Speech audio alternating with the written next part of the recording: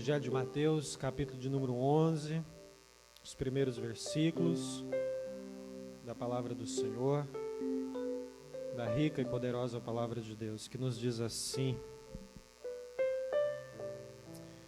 a partir do primeiro versículo: Ora, tendo acabado Jesus de dar estas instruções a seus 12 discípulos, partiu dali a ensinar e a pregar nas cidades deles. Quando João ouviu no cárcere falar das obras de Cristo, mandou por seus discípulos perguntar-lhe: És tu aquele que estava para vir, ou havemos de esperar outro? E Jesus respondendo, disse-lhes: Ide e anunciai a João o que estáis ouvindo e vendo. Os cegos veem, os coxos andam, os leprosos são purificados, os surdos ouvem, os mortos são ressuscitados, e aos pobres está sendo pregado o Evangelho. E bem-aventurado é aquele que não achar em mim motivo de tropeço. Pai, nós precisamos da Tua voz que penetra, Deus, nosso ser, que cura nossa alma, a única voz que é capaz, ó Deus, de nos transformar, de nos levar, ó Deus, a avançar na fé, a evoluir, a nos consolar, é a voz do Espírito Santo do Senhor. E é só o que nós queremos ouvir, Deus, em nome de Jesus, pela Tua graça e pela Tua infinita misericórdia, em nome de Jesus. Amém. E amém.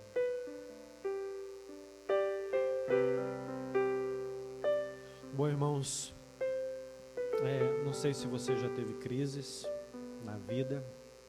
Quem já teve crise aí? Levanta a mãozinha assim.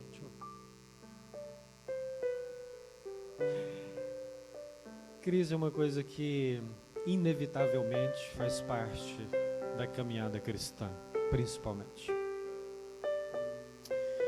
E a Bíblia é o livro das crises, né? Tem pessoas que vivem crise frequentemente, muitas crises. E é interessante porque eu estava vendo sobre o sentido de crise no grego, nos dá uma ideia de uma transformação, de algo que está em transformação. Na verdade, é um acelerar de acontecimentos, de fatos, que causa impacto na nossa vida. E a gente, via de regra, relaciona isso geralmente a coisas ruins, talvez, ou difíceis de lidar. Então, crise é o que há na Bíblia. Crise é o que há nas nossas vidas. Esse é um termo usado em várias áreas da vida. Na medicina, quando alguém diz que aquela pessoa está passando por uma crise ou está em crise, talvez ela quer dizer que aquele momento da saúde dela é um momento assim agudo, acentuado, um momento de piora, né, da doença, de piora da saúde, né, uma crise de asma, né, é uma asma acentuada, algo que se agravou. E não é usado apenas na medicina, é usado na sociologia, para falar do convívio, para falar dos povos, para falar de sociedade. Não é usado só na medicina, na sociologia, é usado em tantas outras áreas, na política. Falar de política e crise é quase algo sinônimo, né? É usado também na psicologia, crise de ansiedade. Então, crise é algo que faz parte da nossa história, da nossa construção de vida, daquilo que nós estamos experimentando enquanto nós respiramos e caminhamos por essa terra. E geralmente nós não reagimos bem quando nós estamos em profunda crise ou vivendo o momento exato da crise. A nossa resposta não é a mesma. Nós temos reações e respostas que geralmente em dias normais, em tempos normais, nós não teríamos. Nós perdemos um pouco da capacidade, um pouco da sabedoria, um pouco do discernimento quando estamos no meio da crise. Tanto é que há pessoas que, quando está no meio da crise, não sabe o que dizer, não sabe o que fazer, não sabe como se comportar, e às vezes ele tem vários comportamentos simultâneos, né, ou sequenciais, porque não sabe exatamente o que fazer, ou como resolver essa crise que ele está vivendo. Então ele vai e volta nas decisões, vai e volta nos seus momentos de alegria e tristeza, oscila bastante, porque é o período da crise, está muito eufórico, ao mesmo tempo está muito depressivo, porque a crise está acontecendo no coração, está acontecendo ali na vida, e quando nós olhamos para a palavra de Deus, para a Bíblia, não é diferente. É assim comigo, é assim com você. Uns são mais centrados, mais estáveis, aparentemente, outros já são mais expressivos, já deixa transparecer mais as crises. Tem pessoas que são mais contidas, mas não quer dizer que elas não tenham crises, elas têm crises, mas elas não deixam transparecer tanto, não expressam tanto, não deixam vazar tanto, são mais reservadas, mas as crises acontecem. A gente pode ter uma crise quando a gente está pensando se a gente tem filho ou não tem filho.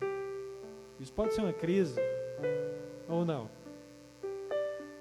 São decisões difíceis. A gente pode ter uma crise quando vai mudar de emprego, mudar de cidade. Porque o que provoca as crises na nossa vida são acontecimentos, às vezes, bruscos, onde nós temos, assim, reações inesperadas e coisas que talvez fogem do nosso controle, fogem do nosso domínio. Então a gente fica um tanto aí vulnerável. Quando a gente olha para Abraão, Abraão teve crise, o nosso pai na fé. O pai na fé teve crises. Deus faz uma promessa: Abraão, ó, vou te dar um filho, fique em paz. Está prometido. Uma promessa feita por Deus. Em algum momento da vida de Abraão, Abraão entra em crise, nem a sua mulher ainda mais, e junta os dois, arruma a concubina, resolve dar um jeito na promessa. É um momento de crise. Se ele tivesse tão confiante, tão sólido, tão sóbrio, ele ia continuar esperando a promessa de Deus acontecer. Mas não, eles tentam resolver, antecipar a promessa, porque eles acham que Deus está demorando muito. Houve uma crise de fé no pai da fé. Quando a gente olha para Moisés, quando Deus o chama para o ministério, Moisés vive uma crise profunda. Ele começa a dizer: ó Jesus, ó Deus, eu sou gago, eu não sei falar direito, eu sou ruim para falar em público. Ele começa a dar as justificativas, ele entra numa crise profunda porque ele não quer assumir esse ministério, e Deus fala firmemente com ele, e Moisés vive uma profunda crise. Tem tantos outros profetas, homens de Deus. Quando a gente olha para Jeremias, Jeremias é só crise. Ele olha para Jerusalém e ele chora. Ele vê o futuro de Jerusalém, o comportamento de Jerusalém, as profecias sobre Jerusalém, e ele chora na presença de Deus. Ele tem crise existencial, ele tem crise de choro, ele tem crise de todas as formas, porque o que ele está vendo com o que está acontecendo dentro dele são coisas muito diferentes. E o que está acontecendo dentro dele é aquilo que Deus está falando com ele, mas quando ele olha para fora, olha para Israel, para Jerusalém, ele entra em crise porque o povo não assimila. Está vivendo uma crise muito grande. Aí a gente vai para o Novo Testamento, não muda nada. As crises continuam acontecendo. Tomé, uma crise sobre fé. A gente olha para Pedro, crise. Negou a Jesus num momento crucial da vida, ele nega Jesus porque estava vivendo uma crise naquele momento. São respostas que nós damos, que não é a resposta que nós gostaríamos de dar. São reações que nós temos, que não é a reação que nós gostaríamos de ter. São comportamentos que vai tomando conta de nós, que não é os comportamentos que nós gostaríamos de ter naquele momento. Nós gostaríamos de dar uma resposta diferente, uma resposta mais assertiva.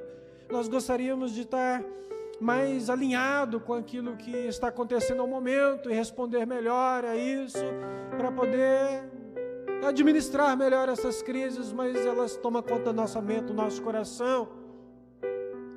Quando nós estamos sofrendo, nós vivemos uma crise. E é isso que está acontecendo com João Batista. João Batista está vivendo uma crise. Perceba bem o texto que nós lemos. João Batista está preso, ouve falar de Jesus e manda um recado para Jesus. E pergunta para Jesus: é o Senhor mesmo o Messias? Ou a gente deve esperar outro? Ora, João Batista é aquele que no início do Evangelho de Mateus vem pregando sobre Jesus. Vem dizendo: este é o Cordeiro que tira o pecado do mundo. E depois, quando ele está preso, ele manda 2 discípulos mais próximos, mais chegados, vá perguntar para Jesus se Jesus é Jesus mesmo, se Jesus é Messias mesmo, ou eu tenho que esperar outro, porque João está vivendo uma crise. Quem diria? João Batista vivendo uma crise. O que será de mim? O que será de você? Por que não acontece conosco? Por que não aconteceria conosco? Então, a gente vê João Batista, esse homem ímpar, escolhido por Deus, chamado por Deus para o ministério. No ventre da mãe, ele foi escolhido por Deus, primo de Jesus. Um homem com convicção profunda, um homem inconfundível no seu ministério, com características peculiares a respeito do seu ministério, do seu estilo de vida. Um homem que está no deserto pregando o Evangelho para arrependimento. Um homem que tinha respostas firmes com relação àqueles que perguntavam a respeito da sua fé. Um homem que sabia que estava apenas preparando o caminho e perguntaram para ele: és tu o Messias? E ele: não, eu não sou digno nem de desamarrar a sandália daquele que é o Senhor, daquele que é o Messias. Então ele é convicto da sua fé, ele conhece o seu papel, ele sabe da sua missão, ele conhece o seu ministério. É um homem escolhido por Deus, chamado por Deus para viver esse ministério, e ele vive esse ministério, e é relatado no início do capítulo, nos primeiros capítulos de Mateus, a respeito do ministério de João. E quando Jesus aparece, João diz: eis aí o Cordeiro de Deus. E os discípulos de João começa a deixar de seguir a João, porque João provavelmente diz para ele: agora vocês devem ouvir a Jesus, seguir a Jesus. Então ele aponta para Jesus como Filho de Deus, como aquele que veio salvar, como aquele que veio perdoar. E agora ele manda 2 discípulos atrás de Jesus para perguntar: é o Senhor mesmo? A dúvida que surge no coração de João, porque nós não sabemos dar respostas corretas quando estamos em crise. E a gente aprende algo muito valioso para a vida. Na dúvida, ore. Faça silêncio e ore. É uma das coisas assim que vai te trazer um norteamento, um discernimento muito grande.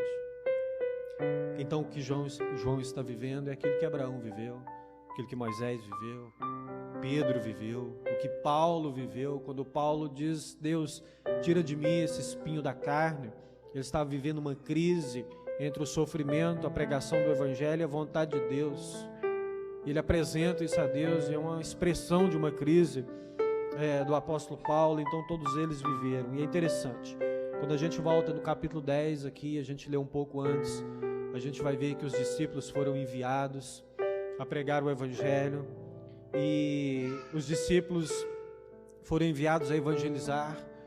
E o que a gente espera no capítulo 11 é que a resposta desse trabalho dos discípulos aconteça, seja relatado por Mateus aqui, porque é importante essa resposta que Jesus dá a João, porque é importante a gente saber onde a gente busca consolo e conforto, e saiba que em Jesus a gente sempre encontra esse conforto, esse consolo. Então João manda perguntar a Jesus. Então ele foi no lugar certo, perguntou para a pessoa certa sobre a crise que estava acontecendo no coração dele. Então quando os discípulos vêm aí no capítulo 10, um pouco antes, e vem relatando, Jesus os adverte sobre os perigos do ministério, o que eles encontrariam, os sofrimentos. E o que a gente espera que aconteça no capítulo 11, bom, os discípulos saíram pregando, anunciando o evangelho, então eles vão vir relatando os livramentos, os milagres, que eles expulsaram os demônios, que pessoas se converteram, e a gente cria essa expectativa lendo o evangelho de Mateus, mas quando a gente chega no capítulo 11, não é isso que acontece.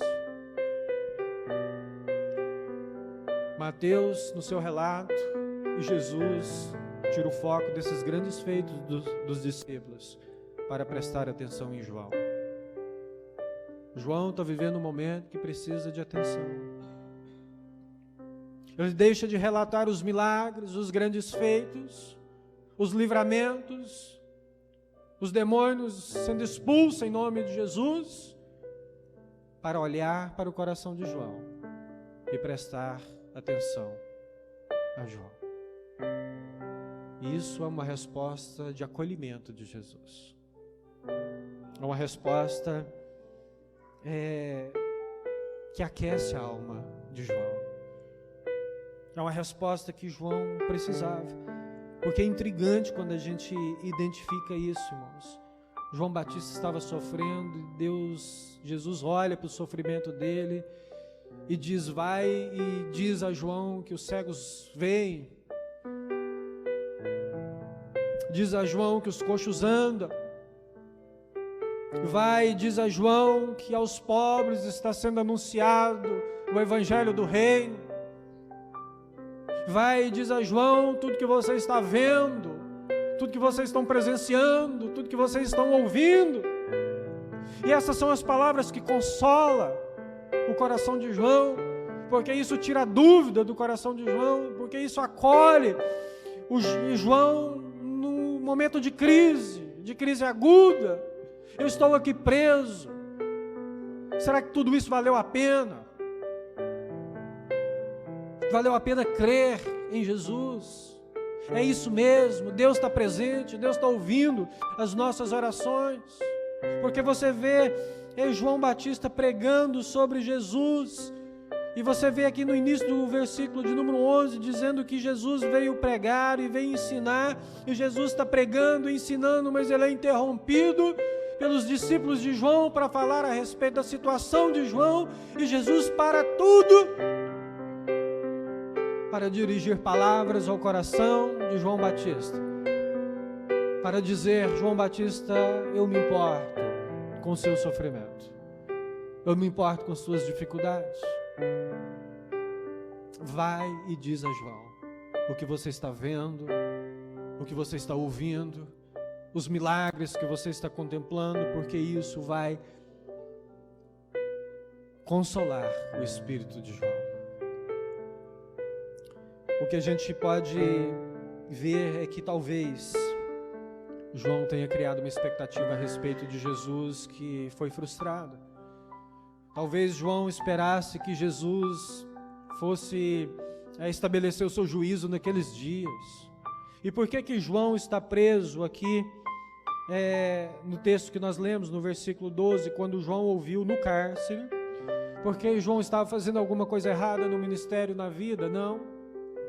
João está preso porque ele denuncia o pecado de Herodes, e Herodes manda prender, era um político poderoso da época, denuncia o adultério de Herodes, e quando ele denuncia, Herodes Antipas manda prendê-lo, e João já sabe, João tem a sensação de que ele não sai livre, ele não sai vivo daquela cadeia. Um homem do deserto, acostumado a pregar ao ar livre, acostumado a andar debaixo do sol escaldante, do frio da noite do deserto, mas sempre com seus discípulos e com pessoas ouvindo os seus sermões e a pregação, e ele andando de um lado para o outro, vivendo uma vida rústica, né, comendo mel, gafanhoto, com roupas assim de peles, vivendo livremente o evangelho, anunciando o evangelho. De repente é lançado uma cadeia, onde ele está preso, está sofrendo, talvez um lugar úmido, talvez escuro, apertado. Então a condição psicológica de João, o sofrimento de João é profundo, e ele está vivenciando esse tempo, e Jesus para tudo para dizer, vá e diga a João aquilo que ele veio perguntar. Sim, eu sou o Messias. Os cegos estão vendo, os coxos estão andando, aos pobres estão pregando, sendo pregado o Evangelho. Sim, tudo valeu a pena. Tudo valeu a pena, João. Em breve estaremos na eternidade. Talvez João tinha expectativa de que Jesus saísse ali do lugar em que ele estava pregando, viesse até ele, tirasse-o da cadeia, ou que Jesus fosse até Herodes e já exercesse um juízo sobre a maldade de Herodes. Mas não, Jesus não tira João da cadeia. Herodes continua fazendo as maldades que ele praticava, como se nada tivesse acontecendo, mas o acolhimento da alma, do espírito aconteceu. Às vezes nós podemos entrar em crise quando nós pensamos ou planejamos algo e queremos que Deus faça aquilo e talvez não aconteceu exatamente como nós imaginávamos, mas eu quero dizer algo para você, que o olhar de Jesus é um olhar de ternura, é um olhar que enxerga o seu sofrimento, é um olhar que enxerga as suas crises, é um olhar que te compreende, que te abraça. Talvez nós não vamos ser livrados de todos os sofrimentos, é bem certo que não, mas algo nós podemos ter convicção no coração, é de que Jesus olha para nós, de que Jesus está conosco, e de que Jesus, se for necessário, para o que está fazendo para prestar atenção em nós, para dizer que somos importantes, que Ele nos acolhe, que Ele estará sempre conosco, se nós estivermos sempre com Ele. Se algum dia, em algum momento, você teve uma crise, você perguntou para Deus, Deus é o Senhor mesmo, Jesus é o Senhor mesmo, Messias, Jesus, o Senhor ouve mesmo as orações, vale mesmo a pena congregar num lugar, vale mesmo a pena contribuir, vale mesmo a pena devolver dízimo, vale mesmo a pena pregar o Evangelho, vale mesmo a pena orar. Funciona, Jesus, o Senhor ouve orações, o Senhor se faz presente. Se a gente mandar essa pergunta para Jesus, o Senhor está aqui, o Senhor realmente está aqui, porque há um sofrimento na minha alma, uma cicatriz, uma ferida, melhor dizendo, no meu coração, e eu preciso que o Senhor olhe nos meus olhos, eu preciso que o Senhor fale comigo, eu preciso que o Senhor me dirija uma palavra, e Jesus nessa noite te dirige a palavra dizendo, sim, sou eu estou aqui, eu me importo, eu curo as tuas feridas, eu saro o teu coração, eu te sustento. Haverá sofrimento, sim, haverá sofrimento, mas eu estou contigo. Vá e diga a João tudo que você está vendo, tudo que você está ouvindo ao meu respeito. Sim, sou eu, o Senhor.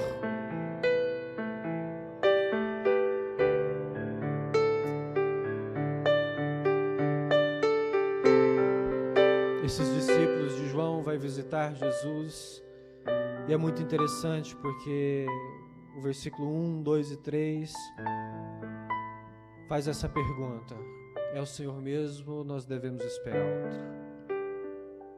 Um dia eu estava vendo uma matéria sobre o Holocausto. É uma das coisas terríveis que a gente tem conhecimento da história da humanidade, de muita crueldade. E vendo um documentário a respeito, eu percebi que brotou algo no meu coração. Fala, Deus, o que é isso? Onde o Senhor está? Eu não deixei de crer em Deus, mas eu estou falando daquilo que é humano, daquilo que pode brotar no seu coração e você perceber que algo brotou um sentimento, um pensamento, surgiu.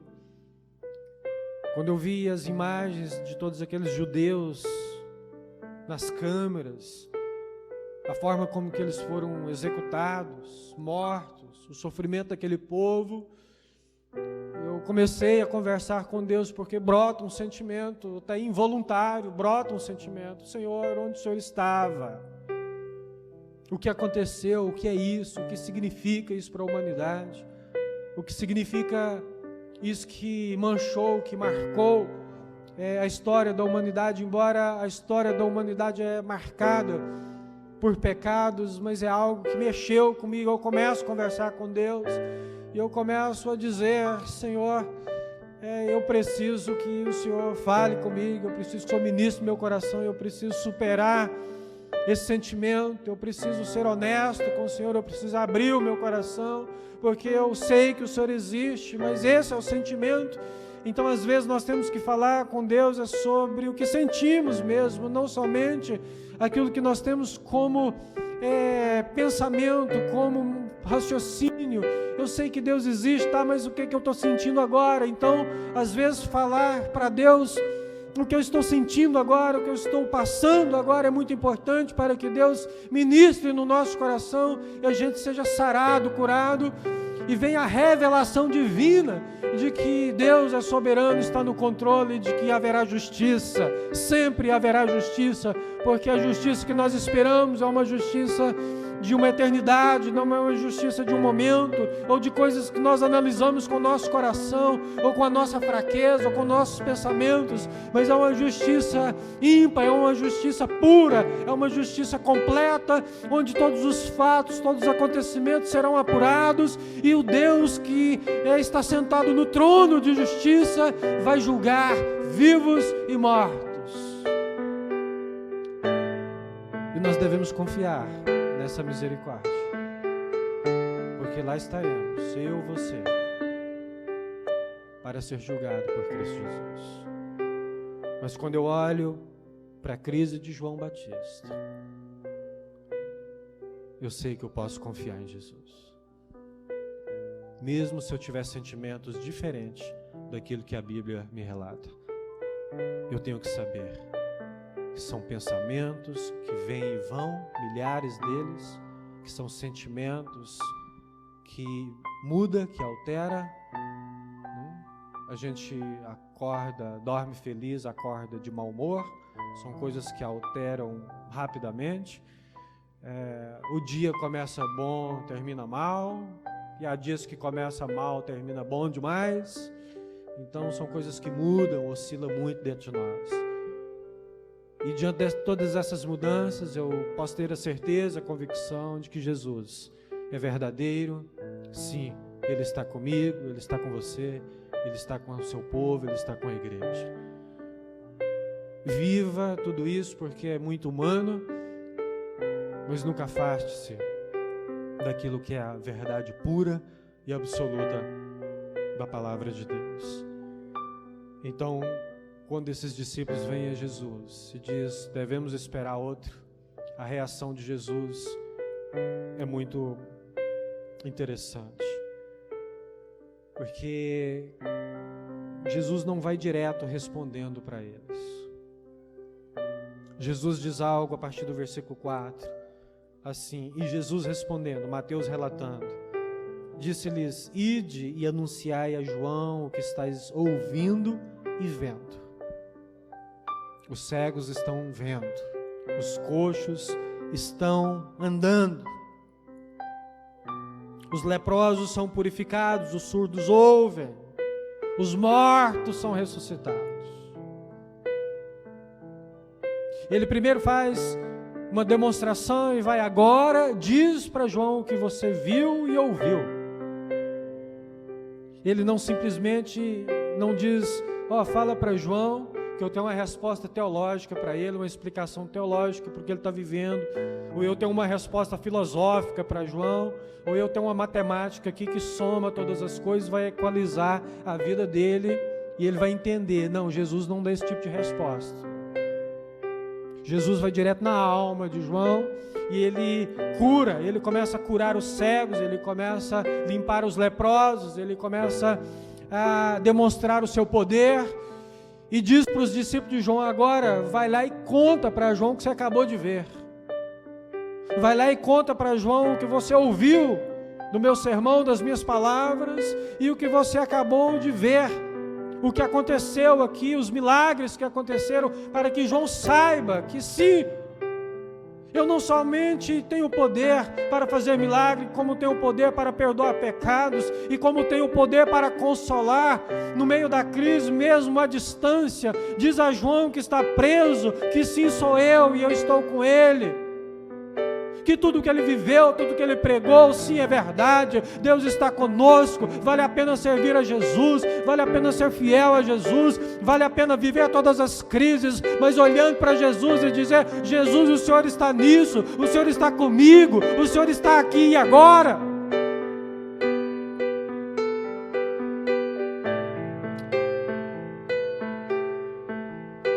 A resposta de Jesus é espetacular. O que é que eu e você faria? Qual que é a resposta que nós daríamos? Geralmente, provavelmente, a gente vai dar aquela resposta assim: João? Que isso, João? Logo você? Vem me perguntar se sou eu mesmo ou devo esperar outro? Logo você que era aquele homem que pregava no deserto? Logo você que era tão forte? Rústico, convicto, definido? Que isso, João? O que está acontecendo com você? Talvez são as respostas que nós damos para algumas pessoas. Deixa de ser mole. Ô, João, deixa de ser mole, João. Você é mole demais. O que está acontecendo com você? Você não é assim.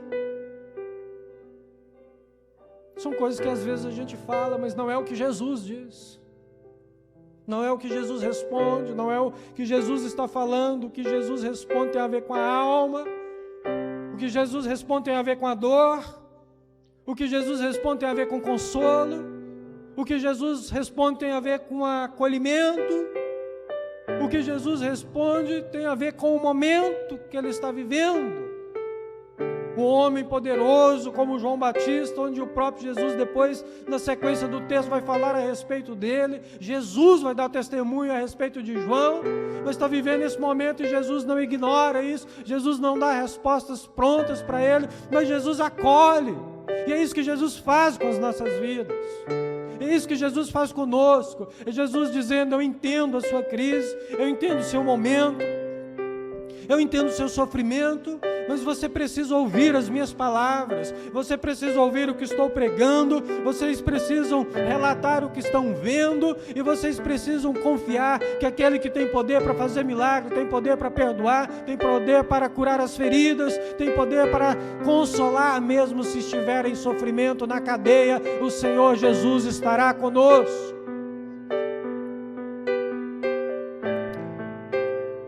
O que acontece a João depois disso? João é morto. Morreu na cadeia, João estava certo. O sentimento de João estava certo.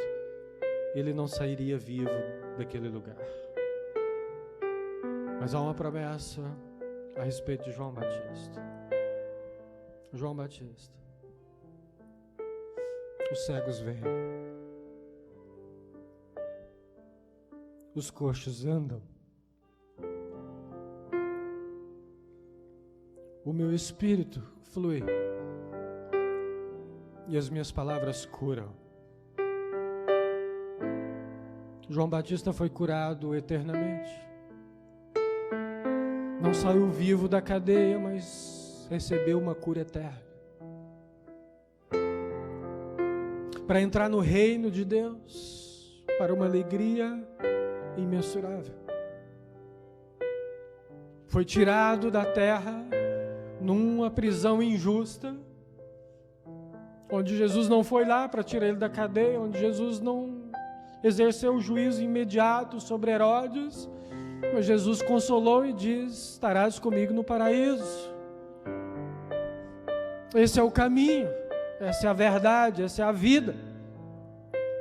E aqueles que são subtraídos da terra, como foi João Batista, porque fez denúncias, foi tirado do sofrimento, foi tirado das frustrações, foi tirado daquilo que causava ferida do seu coração. Talvez ele estava até mesmo chateado com Jesus ou com Deus, mas Jesus não nega, Jesus não foge, e Jesus não ignora o sofrimento. Jesus fala com ele no meio do sofrimento. Jesus direciona a ele palavras no meio do sofrimento. Jesus enxerga a alma dele, e Jesus ministra sobre ele. Vai e diz a João. E é isso que nós tanto precisamos em tantos momentos da nossa vida. E eu quero que você saia daqui nessa noite com essa certeza.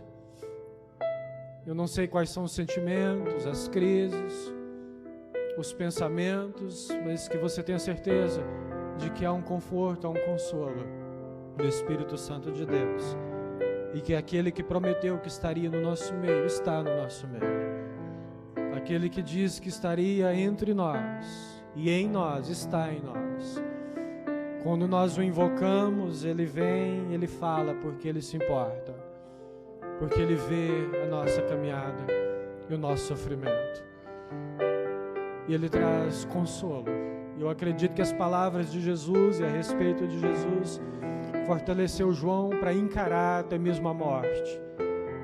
Que o sentimento de João é que não sairia vivo, mas ele foi fortalecido pelas palavras de Jesus a ponto de cessar a crise, eu creio nisso. A ponto de cessar ali os sofrimentos. Agora veja algo importante também, que diz que os cegos veem, no versículo 4, versículo 5, os coxos andam, os leprosos são purificados, os surdos ouvem, os mortos são ressuscitados. E agora diz assim, e aos pobres está sendo pregado o Evangelho. Tantos milagres acontecendo, mas quando chega para falar do pobre, não diz que o pobre ficou rico. Que coisa, não? Isso é motivo de uma crise. Isso pode suscitar em mim, em você, uma crise.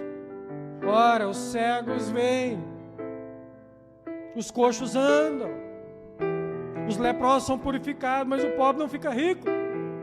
O que aconteceu no final desse versículo, desse texto? Isso é uma coisa que a gente poderia responder, ou se eu fizer a pergunta para você, o que melhor poderia acontecer a um pobre? A maioria de nós vai responder, ficar rico. Depois de tanto sofrimento. Mas aqui diz que aos pobres é pregado o Evangelho, porque a salvação é maior, é mais importante do que as coisas terrenas que nós temos e possuímos ou podemos adquirir. Os milagres acontecem para manifestar o poder de Deus, mas não quer dizer que todos nós vamos ter uma vida financeira assim, abundante, que nós vamos ser privados de todos os sofrimentos, que a gente não vai ter algumas dificuldades, tribulações e sofrimentos. Sim, nós vamos ter, mas nós recebemos algo poderoso, valioso, que o dinheiro não pode comprar. Por isso que os pobres que se converteram a Jesus foram enriquecidos espiritualmente, porque foram salvos por Jesus. Isso deve alegrar o nosso coração, isso deve confortar o nosso coração.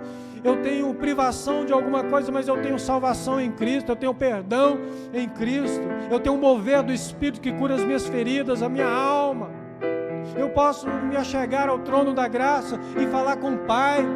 Eu não tenho tudo, mas eu tenho aquilo que me satisfaz, eu tenho aquilo que me preenche, eu tenho aquilo que me faz viver a vida como ela deve ser vivida, como promessa de Deus, vida abundante. Não tem vida mais abundante do que uma vida vivida do Espírito Santo de Deus.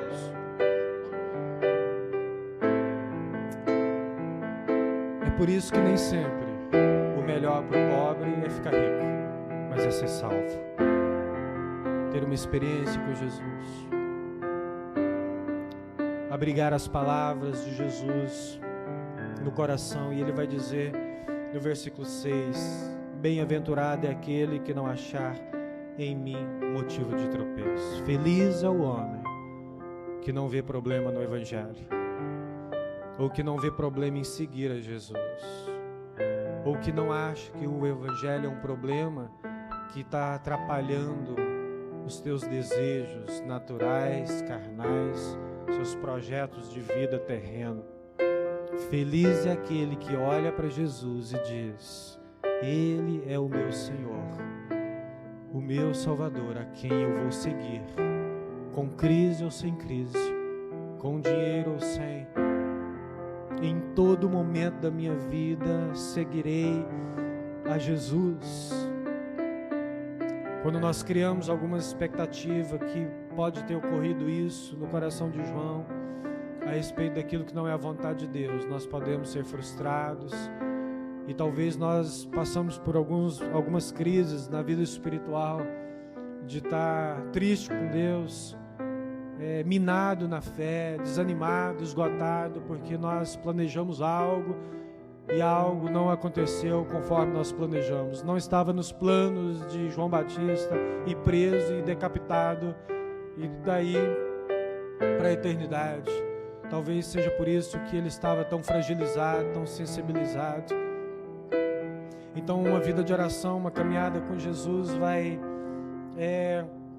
nos poupar de muito sofrimento, vai nos alinhar muito bem o coração com Cristo, onde nós vamos ouvir a voz de Jesus, onde nós vamos ouvir as palavras de Deus, onde nós vamos ouvir a mensagem que esquenta o nosso peito, que faz a chama se manter acesa, onde nós vamos sair aqui nessa noite com a convicção de que sim, Jesus estava conosco, mesmo quando Ele não me dá tudo que eu planejo, ou tudo que eu peço, mesmo quando eu não tenho tudo que eu gostaria, mas sim, Jesus está comigo.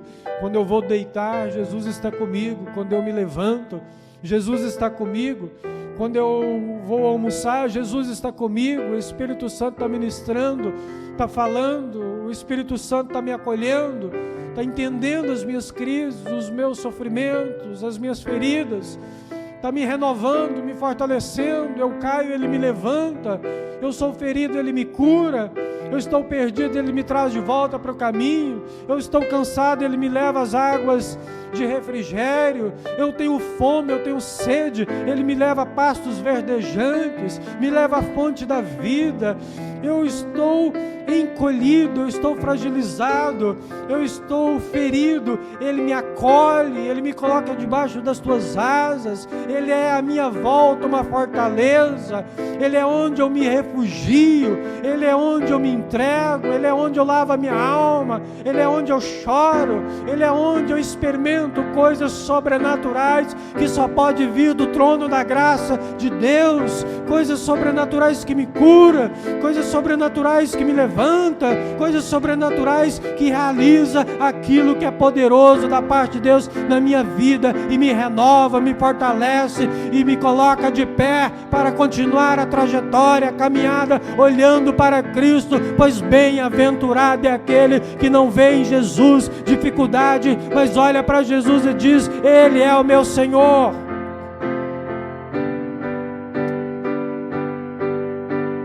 Por isso eu posso continuar a minha caminhada.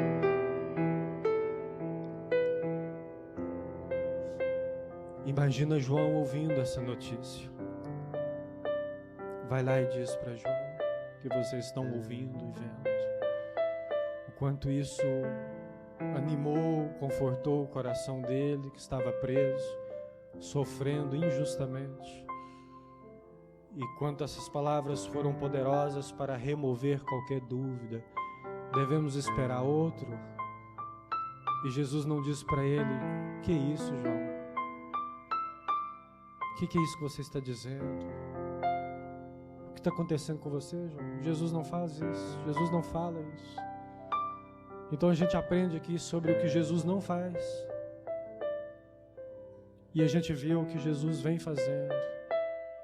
Jesus simplesmente olha e presta atenção nele com muita ternura, entende o seu momento e aquece a sua alma e o acolhe. Nós vamos precisar disso. Se não estamos precisando agora, nós vamos precisar em algum momento. Então não se esqueça, mesmo na crise, Deus está conosco.